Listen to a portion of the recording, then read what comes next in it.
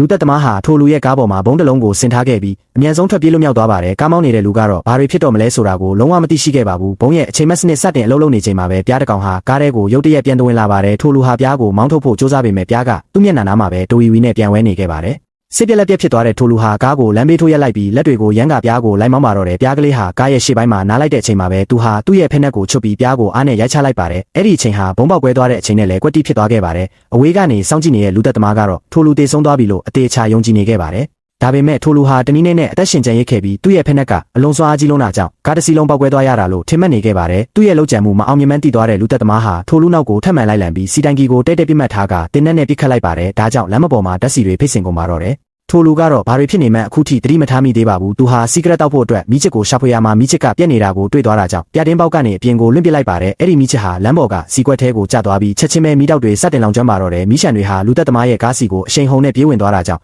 လူသက်သမားဟာကားပေါ်ကနေခုန်ဆင်းပြီးထွက်ပြေးခဲ့ရပါတယ်ခဏအကြာမှာတော့လူသက်သမားစီးလာတဲ့ကားဟာအပိုင်းပိုင်းပြက်ပေါက်ကွဲသွားပါတော့တယ်